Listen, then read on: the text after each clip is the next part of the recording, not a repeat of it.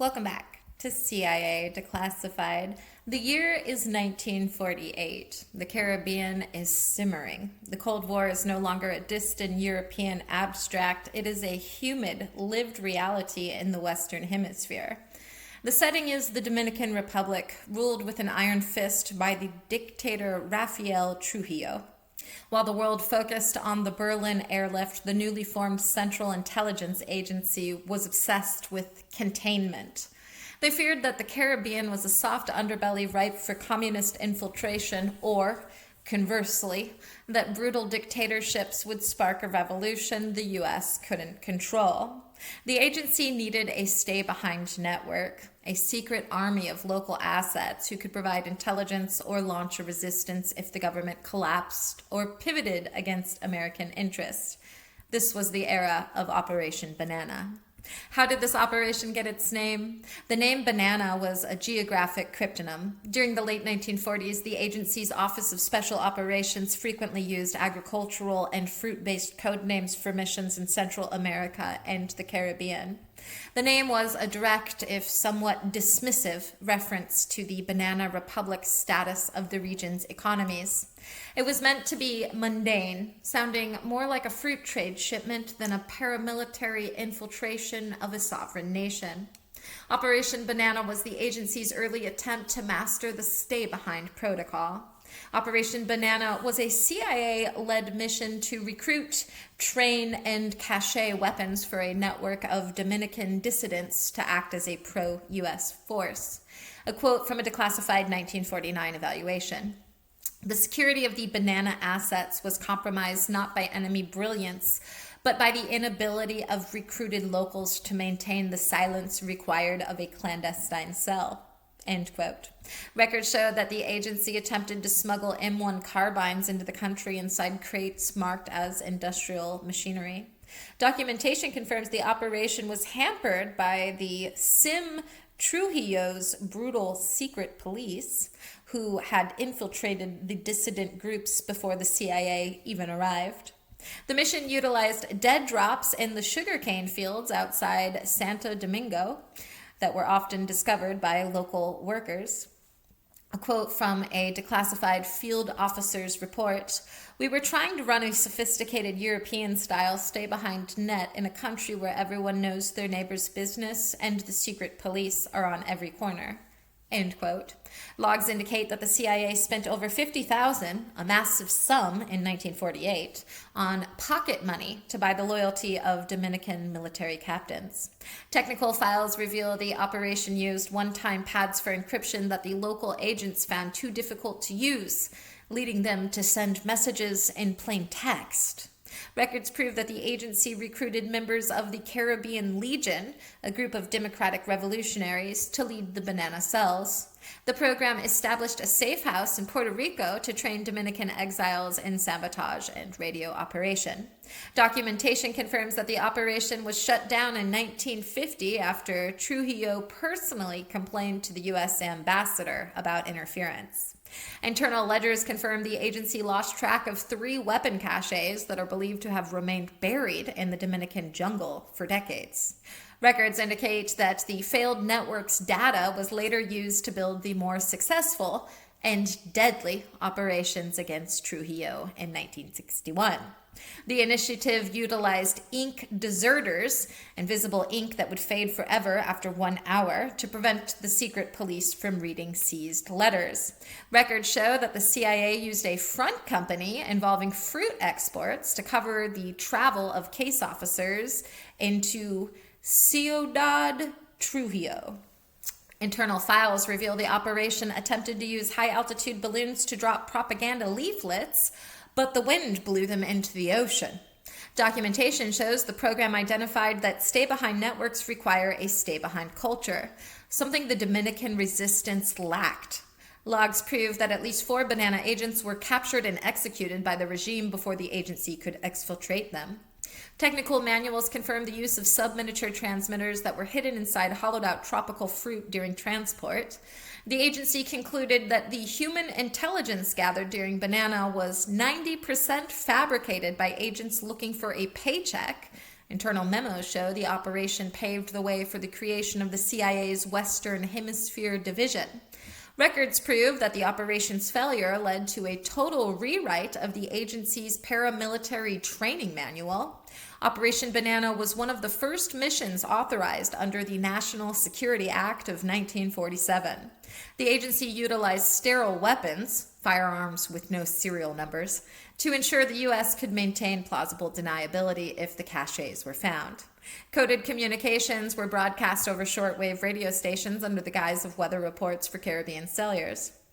CIA archives confirm the case officers used the Hotel Jaragua, Jaragua, Jaragua, as a primary meet point for local informants.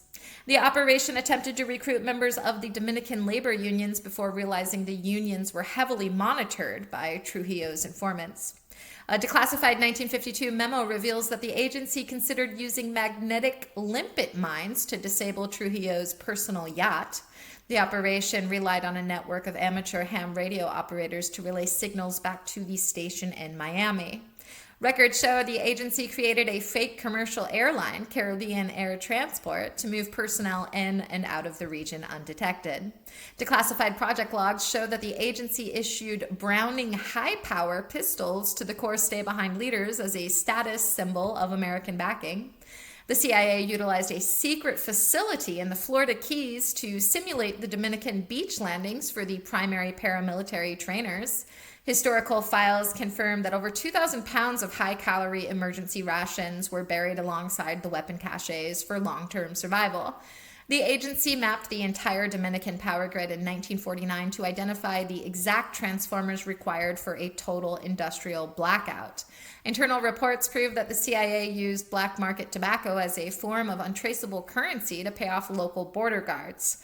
Documents indicate that the operation utilized hollow shaving brushes to transport microfilmed instructions to agents in Santiago. The operation included the use of silent signaling techniques, such as specific laundry hanging patterns, to communicate safe house status. Records confirm the CIA analyzed the soil composition of the northern coast to ensure that buried weapon canisters would not corrode before use over time. The agency mapped out the exact topography of the Cordillera Central mountain range to identify E&E, escape and evasion, routes for agents. Historical documents show the CIA provided suicide pills, L-pills, to the top tier of the Banana Network to prevent torture-induced disclosures. The operation included a psychological warfare component designed to spread rumors that Trujillo's inner circle was plotting against him.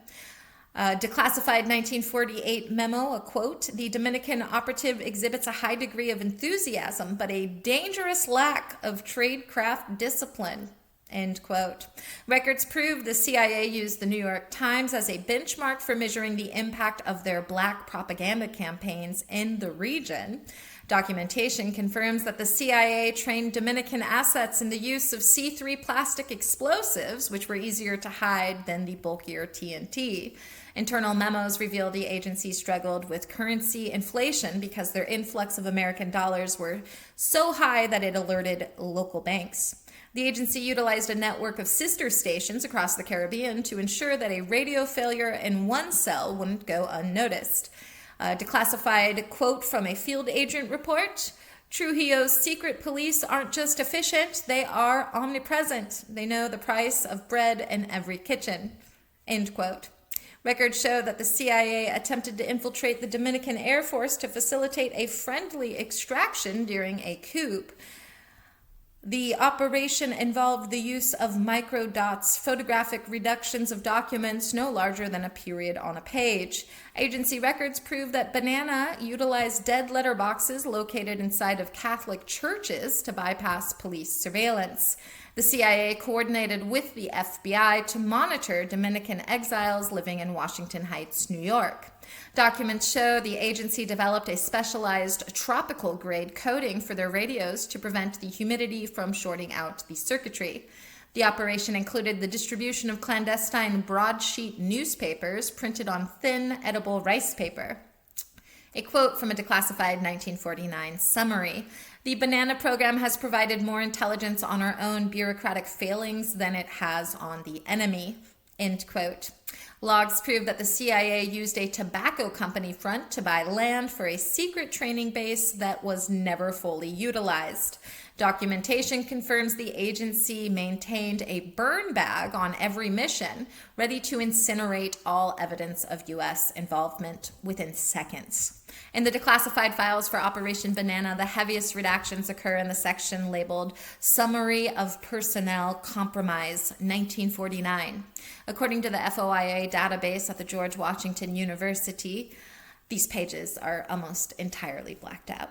Some historical skeptics suggest the redactions hide a betrayal for stability. The theory is that the CIA actually handed over the names of their own banana agents to Trujillo in exchange for his promise to remain a staunch anti-communist ally.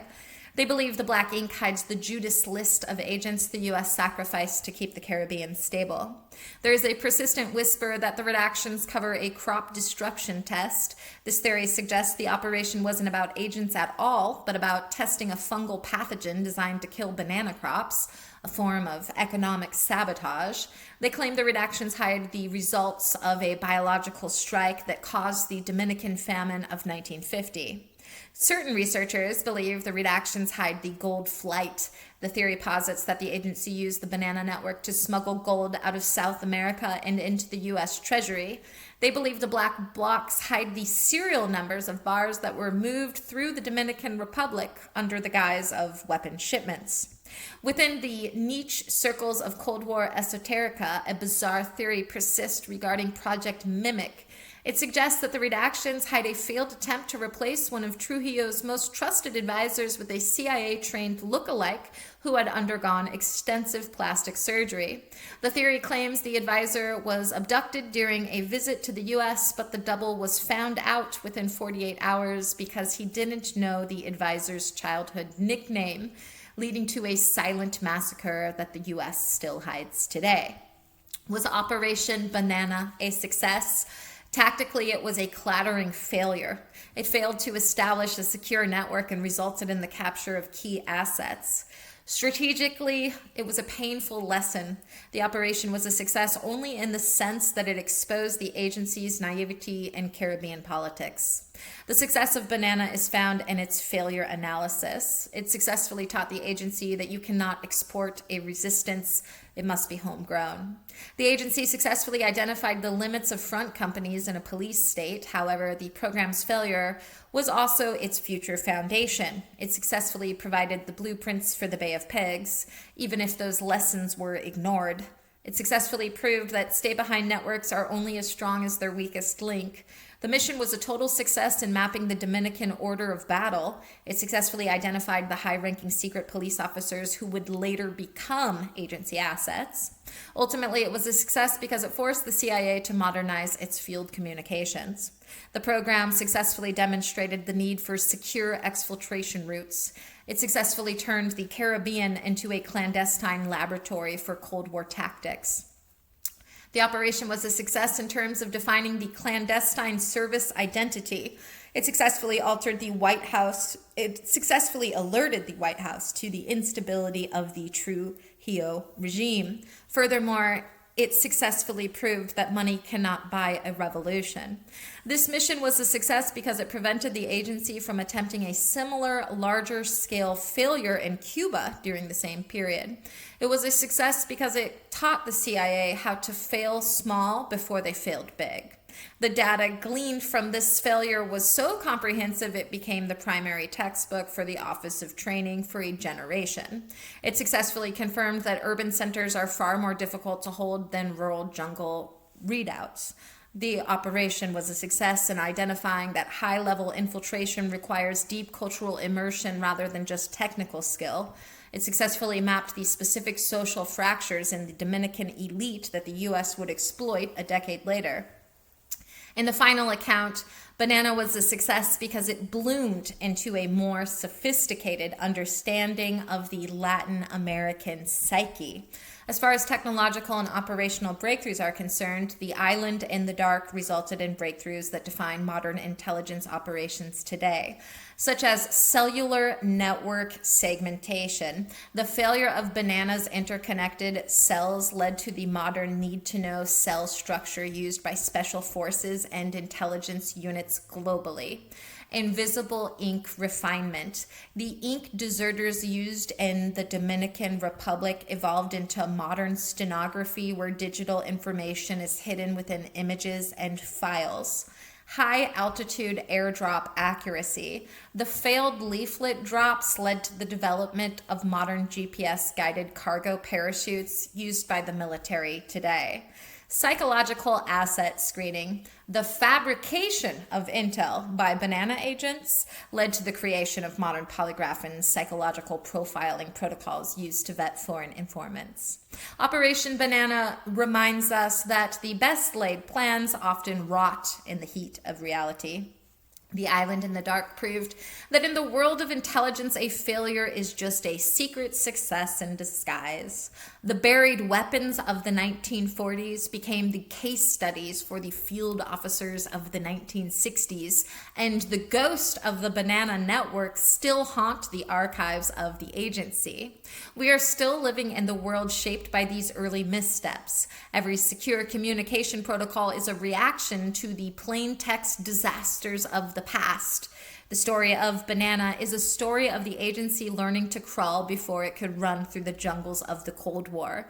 The operation may have withered, but the seeds of modern counterintelligence were planted in that Dominican soil. We must remember that transparency is the enemy of the stay behind, and silence is the only currency that matters. Through Banana, the government achieved an understanding of the price of loyalty.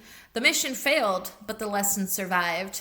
It serves as a reminder that the most dangerous place to be is between a dictator and his secrets. In the Human Nights of the Caribbean, the agency learned that shadows must be carefully cultivated.